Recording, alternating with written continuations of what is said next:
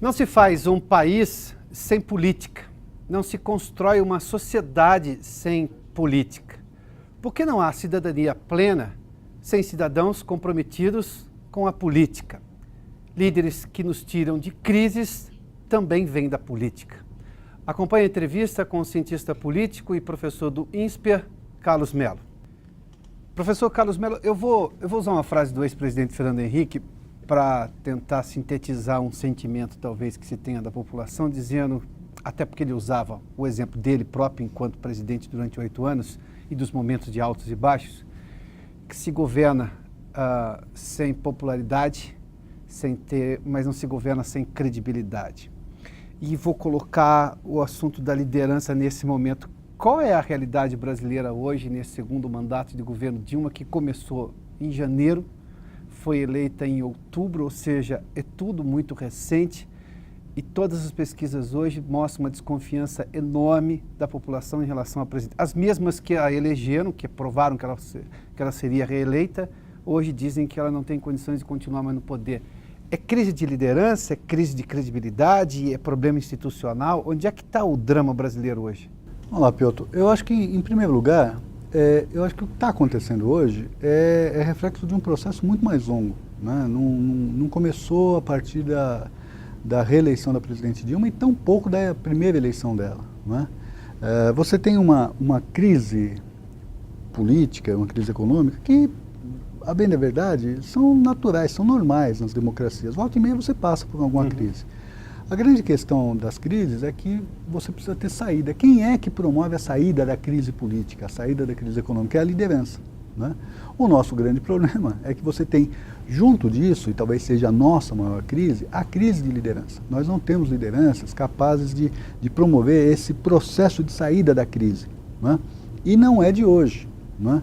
Você tem um decréscimo na qualidade da liderança política, de uma forma geral, já há muito tempo. Se você olhar para o Congresso Nacional hoje, nessa crise, e se você comparar essa crise com crises anteriores, né, vamos pegar um único exemplo, que não se perca por ser o único exemplo, porque existem vários, né?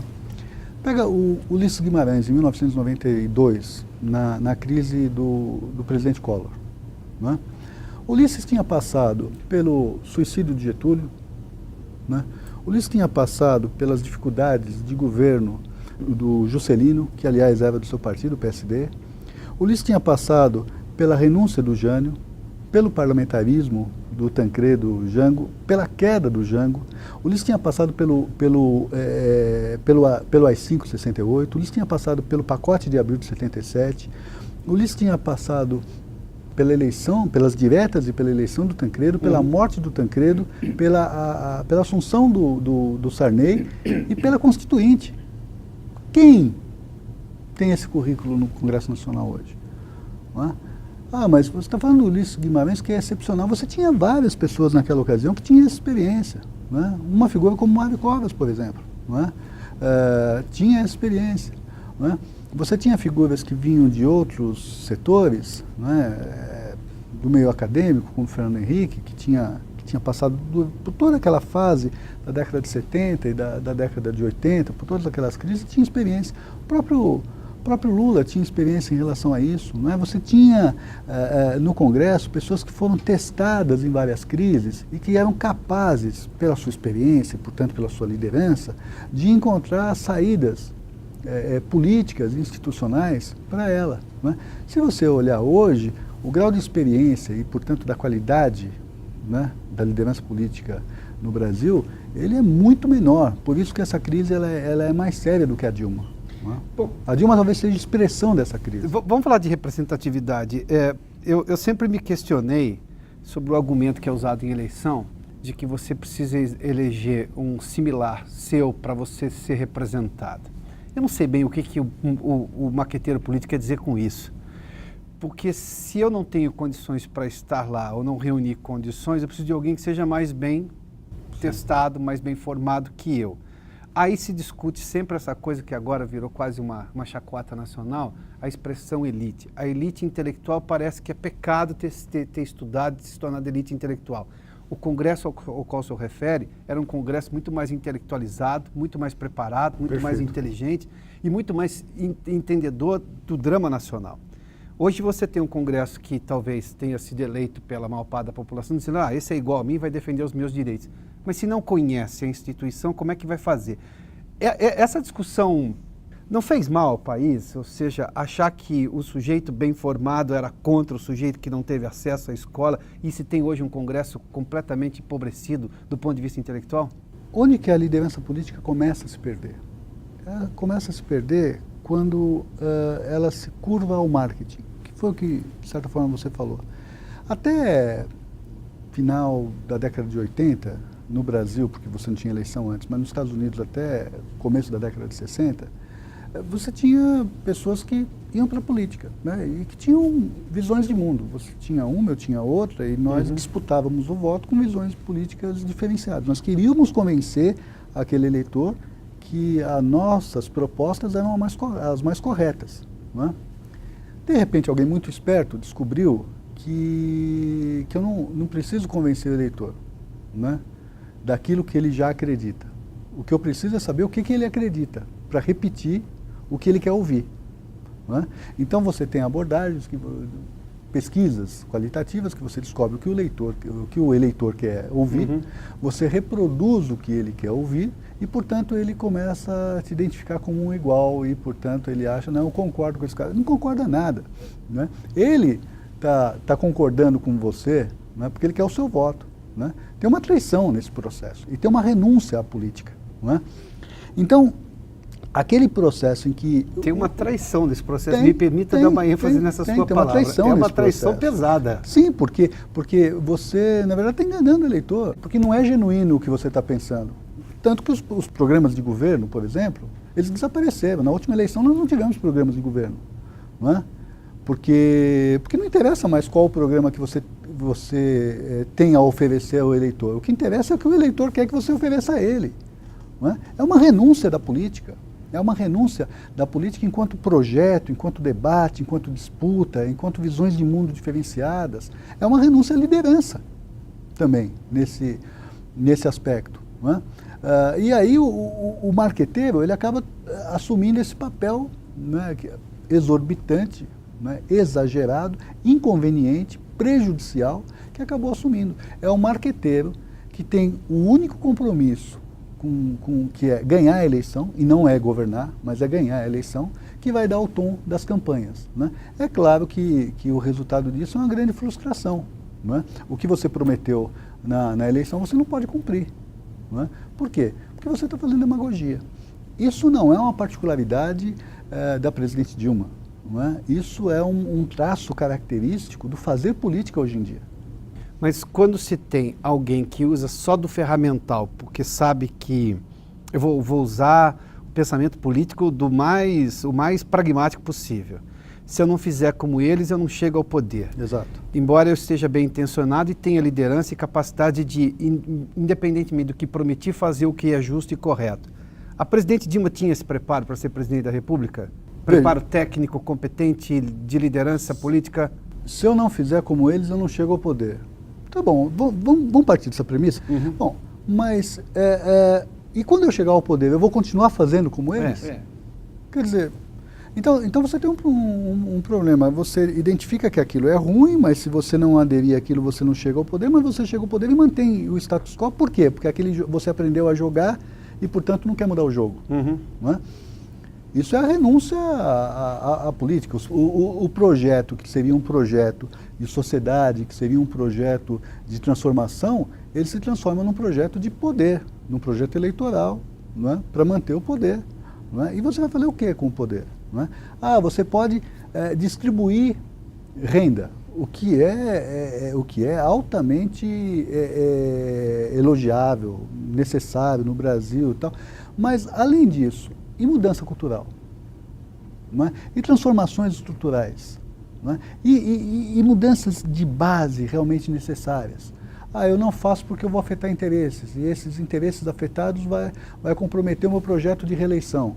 Então, mais uma vez, você renuncia à política, você renuncia à disputa. Não é? É ruim, para não fugir da sua questão, e a presidente Dilma, ela tem preparo, e você usou uma expressão que ela é muito importante, ela tem preparo técnico para isso. Outro equívoco, não é?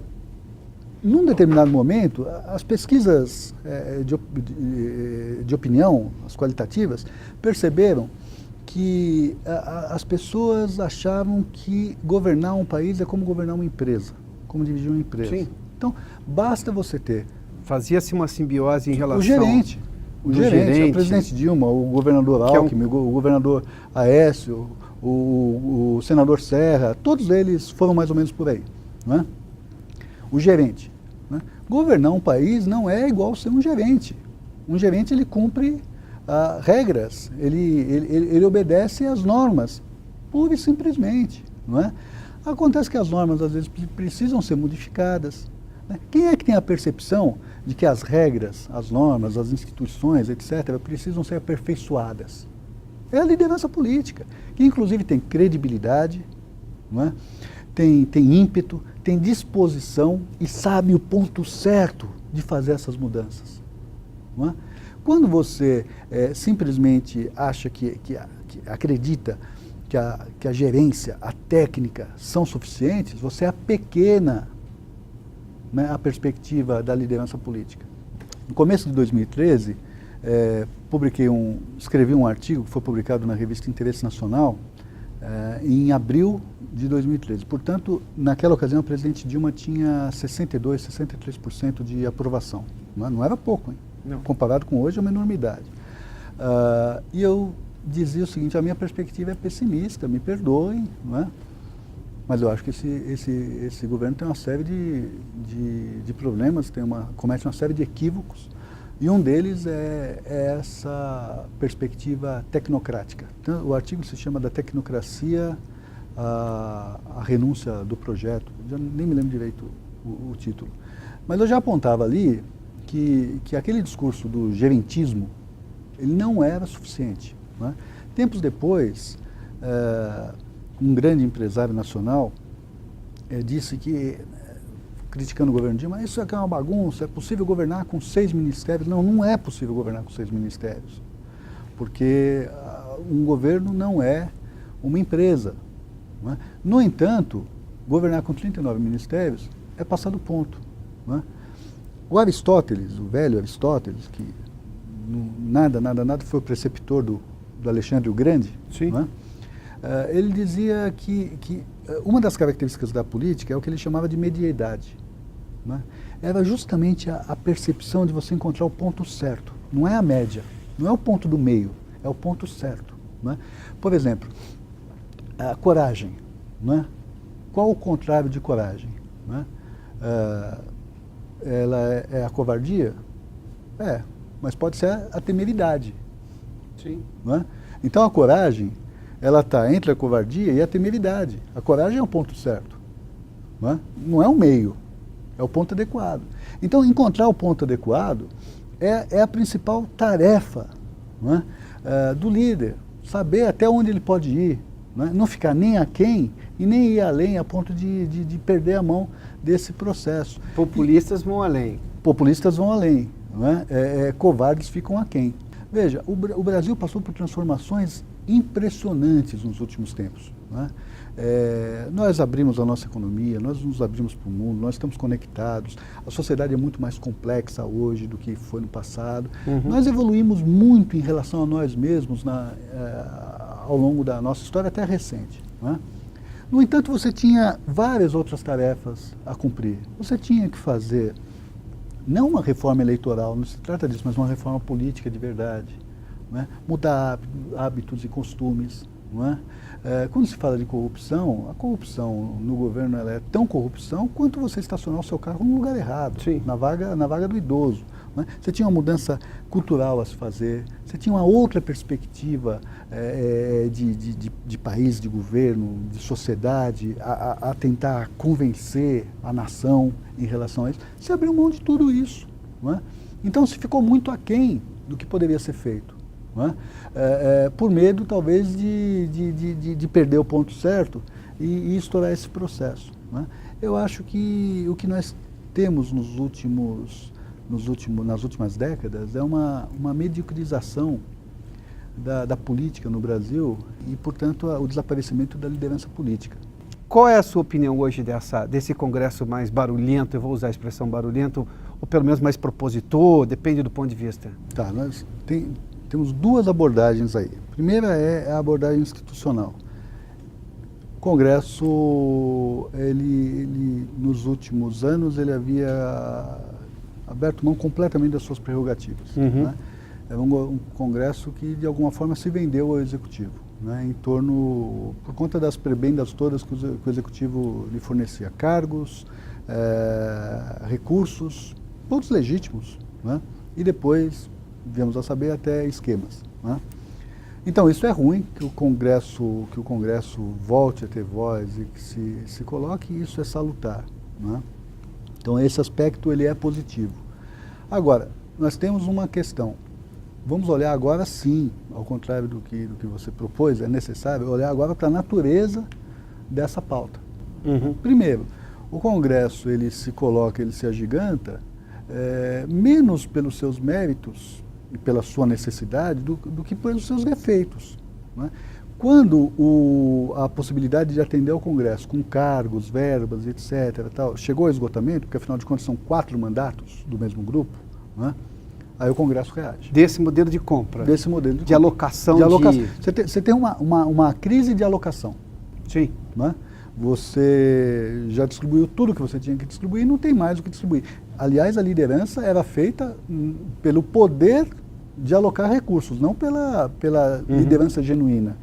Né? Não vamos confundir poder com liderança. Daqui a pouco a gente pode explorar um pouco melhor isso. Claro. Né? Bom, então o Congresso, ele se coloca e tudo mais, é salutar, mas em virtude do colapso dos seus vícios. Né? E as lideranças, entre aspas, que vão aparecer nesse processo, não são lideranças que guiam o Congresso a uma renovação, a uma transformação.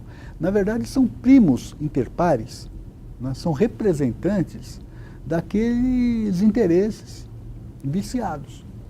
Né? Então, por exemplo, todo esse agigantamento do Congresso, ele tem se dado não por um projeto de país, mas porque há uma reivindicação das bases de mais recursos, né, de mais espaços que o governo não pode fornecer mais, quer seja porque se esgotou, quer seja porque nós estamos também com uma grande crise fiscal. Né?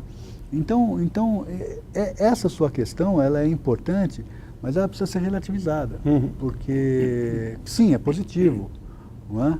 Mas é controverso, não é? Ela precisa ser melhor entendida. Não tem mais espaço hoje para alocar, nós temos uma crise de alocação, para usar uma expressão sua, professor. Agora, se deu o começo dessa nova postura do Congresso, dá para imaginar que essa possa ser a premissa de atuação do Congresso a partir de hoje? Ou basta que o governo se realinhe, consiga de novo espaço para realocar interesses e consiga de novo sequestrar o Congresso como viveu em boa parte da sua história? Eu diria para você que se nós tivéssemos a capacidade de uma rápida recuperação econômica, isso tudo se resolveria. O que não seria positivo. Sim. Né? Porque por esse ponto de vista seria terrível. Não seria positivo. Né? A crise ela não é ruim se ela trouxer transformação, se ela trouxer mudança. Mas as pessoas não passaram a se acostumar com o Congresso mais atuante, não vão reivindicar isso dele, mesmo que, até porque a recuperação da crise vai ser um pouco mais demorada, ou seja, então, por esse ponto de vista, teremos um Congresso atuando e mais barulhento por mais tempo? Isso não vai ser uma reivindicação da sociedade? Uma reivindicação da sociedade. Se você perceber, em junho de 2013, essa reivindicação já existia. Nós tivemos um ano e alguns meses depois uma eleição e elegeu um Congresso com as mesmas características. Né? Ele tem uma renovação de nomes, mas ele não tem uma renovação de métodos. Né? Eu diria para você que é um processo que tende a se dar ao longo do tempo. O aperfeiçoamento institucional está sempre presente, você vai sempre, de alguma forma, caminhando nessa direção, ainda que às vezes tenham retrocessos e tudo mais, mas é necessário uma mudança de cultura. né? É necessário compreender melhor a política, é necessário compreender melhor que o nosso grande desafio não é mudar os políticos, é mudar a mentalidade. Não é? E aí tem uma coisa importante, Piotr. Ninguém ensina ninguém a ser líder. Não é? Aprende-se a liderança, né, com a experiência, com a vida, com a observação, com os grandes casos, etc. Tal, mas ninguém ensina ninguém a ser líder. Né? Então, não é a pressão popular que vai transformar aquelas pessoas em lideranças, né? Mas é a própria experiência, é o próprio transcorrer do tempo, é a própria pressão da sociedade para que a mentalidade mude, para que a política seja recolocada no seu lugar. Né? Eu diria para você que é mais importante a gente fugir do marqueteiro, né? E termos uma relação com a política mais concreta, mais real, né? Mais dura, menos maquiada, né? Do que simplesmente fazer barulho na rua exigindo do Congresso uma postura que aquele perfil psicológico, cultural, né? Não consegue dar. O senhor acha que está chegando no fim esse tempo do marqueteiro como o dono da campanha? Decide-se o marqueteiro antes de decidir o candidato. E o senhor acha que isso está se esgotando também, esse modelo? Eu acho que está se esgotando porque tudo que é falso, que é frágil, ele dura durante algum tempo, depois ele se esgota, ele não consegue dar sequência. Não é? Ele então, tem uma fase de esplendor, mas depois se esvazia. E nessas manifestações, a classe média estava lá. A classe média que não ia a manifestações, ou há muito tempo não se manifestava, estava lá. Isso não é positivo, apesar de ainda ter incongruência do que o sujeito defende, o que ele faz no dia a dia na vida dele, mas se ele reclama da corrupção publicamente, ele não vai ser cobrado pelo semelhante dele por algum desvio de conduta? Eu acho que sim, eu acho que é um avanço, mas nós temos que apostar na evolução. Né? Colocadas as coisas como estão agora, sem a perspectiva da evolução da história, do que vem ainda pela frente, etc., fica uma coisa meio shakespeariana, né? Cheia de som e fúria, significando nada. Não é? Quer dizer, então você precisa ter uma perspectiva que é a seguinte: olha, eu não quero só o fim da corrupção, eu quero o fim de um padrão cultural. Né? De um jeito de ser. Eu quero a instauração de novos padrões comportamentais. Né? Eu quero que as pessoas tenham, que os políticos tenham o comportamento que eu tenho como cidadão. Agora, qual é o comportamento que eu tenho como cidadão? Né? Uma vez dando uma palestra numa universidade, um sujeito levantou a mão e me perguntou: professor, que exemplo que eu vou dar para o meu filho? Né? Se o deputado rouba, se o senador rouba, se o prefeito, se o presidente rouba, que exemplo eu vou dar para o meu filho? Eu olhei para a cara dele e falei assim: o seu. Que exemplo que eu vou dar para o meu filho? O meu. Não é? Claro. Agora, você tem que tomar cuidado com o que teu filho está vendo que você está fazendo. Então, tem uma perspectiva de mudança que não passa pelos políticos simplesmente. Essa história de dizer, não, é o governo que tem que dar exemplo, né, e aí o cidadão faz, é uma balela. Na verdade, o cidadão ele tem que enquadrar os governos com o seu exemplo. Não é? Então, nós temos uma questão aqui que é qual é o efeito, qual é o raio de ação da ação individual. Não é? De você, Piotr, não jogar papel na rua. Sim. De você respeitar a pessoa que está dirigindo na tua frente. Quer dizer, o quanto que isso é importante. Algumas pessoas vão dizer o seguinte: mas não adianta eu fazer isso se ninguém mais fizer. Isso é terrível, isso é a barbárie. Quer dizer, porque todos fazem errado, eu vou fazer também, e aí nós nunca temos solução. Eu acredito que se eu fizer corretamente, o meu exemplo pode, se não motivar, inspirar, pode pelo menos constranger o outro. Não é?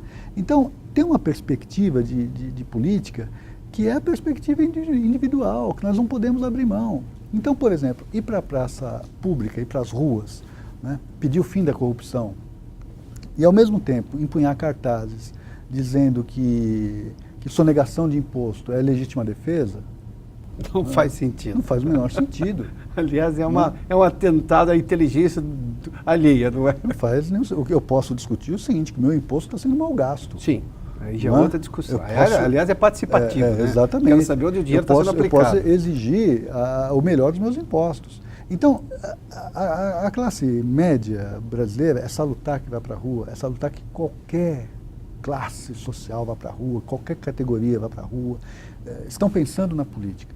Mas é importante, ao mesmo tempo, que a liderança política, ao invés de ser guiada, né, pela massa, consiga dialogar com a massa, né, uma classe média, tal, princípios políticos. Né? Tem um caso na história do Brasil que é muito interessante. Né? A manifestação, acho que é a Passeata dos 100 mil, em 1968, né? Tinha lá um jovem chamado Vladimir Palmeira. O Vladimir Palmeira era o líder daquela passeata. Num determinado momento, eles pararam na rua e o Vladimir disse no megafone, né? Estamos cansados, vamos todos sentar. E todos sentaram. Nós descansamos, vamos levantar e vamos continuar andando. E todos andaram. O Nelson Rodrigues, que era um autoproclamado reacionário e tal, ficou impressionado com isso, com essa capacidade da massa ouvir e seguir o líder. Né? Então, ao invés de, por exemplo, a oposição, de uma forma muito cômoda, vamos falar da oposição também, cair no canto da sereia das massas, né, e continuar fazendo aquele barulho cheio de som e fúria, significando nada, é muito importante que a liderança política, inclusive de oposição, comece a colocar princípios. Olha, pessoal, tudo bem, nós temos que acabar com a corrupção, mas temos que acabar com a corrupção dos nossos costumes também. Não é? É inadmissível. Não se ouviu isso de líder político brasileiro? Claro que não. Os líderes políticos talvez porque não da sejam oposição, líderes assim, não são. na acepção da expressão que você usou. Porque não são. Né? Porque, na verdade, voltamos para as pesquisas de opinião. Na verdade, se deixam muito mais seguir, né, pela opinião da massa, porque ela dá voto, do que ter a coragem de fazer um enfrentamento com a massa e colocar questões políticas. Olha, isso daqui está errado, gente.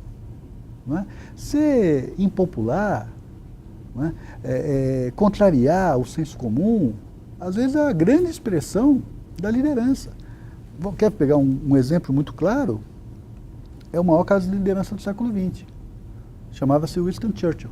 Sim. O Churchill, até maio de 41... Fantástica lembrança. Né? Até maio de 41, o Churchill é tido como um sujeito inconveniente, um chato, né? Que quer que a Inglaterra enfrente o Hitler, entendeu? Que quer defender a Europa. Né? A Europa é o problema da Europa, a Inglaterra não se julga a Europa. Né? O Chamberlain está tentando fazer acordo com o Hitler o tempo todo e o Churchill é o chato, né, que fala, não é possível, os nossos princípios são outros. Não é? Até que quando a guerra é inevitável, quando a Inglaterra já está enfraquecida por esse processo, ele acaba virando primeiro-ministro. E o grande pronunciamento dele, o grande discurso dele, no rádio, é quando ele diz que ele não pode oferecer nada a não ser sangue, suor e lágrimas. Não é? Menos populista do que isso, eu não posso te oferecer nada a não ser sangue, suor e lágrimas. Nós vamos sofrer juntos, mas nós estamos juntos. Não é? O Napoleão Bonaparte é outro grande exemplo. Não é? Napoleão, ele, na biografia dele, você percebe que ele passa noites e mais noites se questionando, escrevendo, ele escrevia muito, se perguntando como que eu faço para fazer uma multidão de homens caminhar para a morte. Não é? Porque esse é o grande desespero do general. Né? Como que eu faço? E ele não encontrava respostas. Né? Até que um dia ele encontrou uma resposta óbvia. A única forma de fazer uma multidão caminhar para a morte é marchando à frente dela. É ser seguido. Né? E daí vem todo o mito que se estabeleceu em torno de Napoleão como grande liderança. Né? Gostemos ou não, né? Uma grande liderança. Né? Poderia ser um outro que representasse melhor os meus interesses. Agora, o líder não, o líder ele muda o status quo. ele muda a mentalidade. Né? Nesse aspecto, nós somos um deserto hoje. Olha, mas se você for para a história do Brasil, você vai encontrar, por exemplo, no Império, você vai encontrar Joaquim Nabuco. Não é? Sim. Se você olhar depois, quer dizer, alguns dos tenentes em 22, não só o Getúlio Vargas, mas muitos dos seus companheiros ali em 30, antes de Getúlio, mas que é a base ideológica do Getúlio, Júlio de Castilhos, não é? Que é um propagandista, um jornalista que tem ideias. Não é? E depois, vários outros. O senhor falou de líderes da ditadura militar, Ulisses Severo Gomes estavam junto, Mário Covas estavam com os cachorros na frente da ditadura, exatamente, da polícia. Exatamente. Estavam à frente da multidão. Estavam à frente. Martin Luther King estava à frente da multidão. Estava à frente. Quando a presidente da República abre mão de ir para a televisão, fazer um pronunciamento... Por medo de vaia? Porque as pessoas estão batendo panelas. Quer dizer... É o ápice da crise da liderança. Me perdoe, mas isso talvez o vale mais profundo que nós... Bom, então a presidente não tem liderança e a representatividade dela, ela tampouco deixa de ser uma representante porque a popularidade está ruim, segundo as pesquisas. Pois é, não podemos confundir popularidade com liderança. Exatamente. Ou seja, não tem as duas coisas. Não tem as duas coisas. Você pode não ter popularidade, né? E talvez, em alguns momentos, você não tem popularidade por méritos. Exatamente. Não tem, mas tem a coragem de dizer ao país o que o país precisa ouvir. Não é? Eu acho que na eleição de 2014, se a presidente Dilma tivesse se adiantado, dito o seguinte, nós passamos por uma fase espetacular no Brasil. Não é? O Brasil cresceu muito, distribuímos renda, mas agora nós temos problemas estruturais e problemas também de alguns erros do meu governo. O que acontece? E, portanto, nós vamos ter que fazer ajustes nessa direção, vamos tentar preservar os empregos, é claro, é a nossa prioridade, etc. Tal, mas o que nós temos pela frente é um período ruim, um período conturbado, e eu vou à frente desse processo e quero você comigo. Não é? Eu acho que ela teria ganho a eleição, ela não precisava escamotear a realidade, não é? Mas é necessário disposição, é o termo que usava Aristóteles, disposição para isso. Para uma última pergunta, professor, está faltando essa, eu não sei se vou chamar só de coragem, mas essa disposição de, seja na oposição, seja no governo, de dizer e assumir, fazer meia-culpa, dizer exatamente qual é a situação, com toda a clareza, mais parecida com Winston Churchill, não tenho nada a oferecer, a não ser sangue, suor e lágrimas, porque esse é o momento, mas vislumbramos a glória lá na frente, ou estamos a caminho dela e temos que passar por esse período. Falta exatamente essa honestidade intelectual com o país por parte de possíveis líderes da oposição ou inclusive os do governo? Bom, vamos voltar para o exemplo que você deu, a classe média na rua em março e abril. Né? 2 ou 3 milhões de pessoas foram para as ruas no dia 15 de março. Né? Em abril, as manifestações se repetiram, mas não com o mesmo ímpeto. Por que as pessoas não foram mais para as ruas? Por que elas desistiram? Né? Porque tudo se resolveu em um mês o Brasil... Não. Claro que não. Por quê? Porque ninguém deu a elas uma perspectiva de futuro. Não é? Então, ir para a rua foi uma grande festa num domingo, não é? Mas não pode se acabar nisso. Quer dizer, faltou ali liderança, nesse caso da oposição, para dizer o seguinte, olha, a nossa perspectiva é essa. Né? Se eu não me engano, em russo, avenida quer dizer perspectiva. Né? A nossa avenida, o caminho que a gente vai cruzar, é este aqui. A oposição não foi capaz de dizer isso. Né? Tampouco a presidente Dilma e o PT, de uma forma geral, o presidente Lula, são capazes de elaborar nesse momento qual é a perspectiva. Não estou falando de agenda positiva, não, porque a agenda positiva pode ser coisa de marqueteiro. Sim. Tá? Eu estou falando da perspectiva. Né? Nós estamos atravessando este terreno aqui com a perspectiva de chegarmos aonde? Tá? Agora, não é surpreendente. Né? Diria para você que quem observa com atenção a política no Brasil nos últimos anos, percebia que esse processo ele estava se dando, ele vinha se dando ao longo do tempo. Por quê? Essa é uma boa pergunta, Piotr, né? O que aconteceu com o país? Além do presidencialismo de coalizão, acho que teve alguns fatores, você já mencionou vários deles. Primeiro, as elites, eu não estou me referindo só à elite econômica, financeira, as elites de uma forma geral, a cultural, a operária, a sindical, dos movimentos, abriram mão da política. De alguma forma, todos nós preferimos a vida da empresa e das nossas vidas particulares, do nosso bem-estar particular, do que a política, né? Então, a oferta de novas pessoas, novas cabeças, ela diminuiu muito, né? Você passou a ter uma seleção adversa. É interessante, não é o caso de todos, mas a quantidade de pessoas que já não davam mais certo nas suas atividades que resolveram ir para a política. Quantos artistas ou jogadores de futebol decadentes resolveram ir para a política? Por quê? A política passou a ser alternativa? Que nunca tinham se manifestado, não é que construíram uma carreira baseada em política, né? Nunca. Então você tem uma seleção adversa nesse aspecto. O outro fator que me parece essencial é que nós pusemos na nossa cabeça que a política é uma atividade ruim, que a política é para malandros. Eu gosto de brincar com isso. Quando a sociedade passa a acreditar que a política é coisa de malandros, a malandragem agradece, né? Você deu uma reserva de mercado. Do mesmo jeito que quando você diz que a rua é da bandidagem, você se prende no seu condomínio. Claro.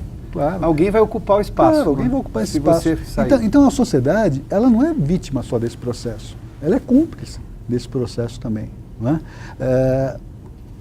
Os líderes experimentados, testados, né, foram morrendo, né? Infelizmente, é da natureza, ou foram se retirando da política, ou foram carbonizados por escândalos, que também é o caso, e você não teve renovação, você não teve a reposição à altura, não é?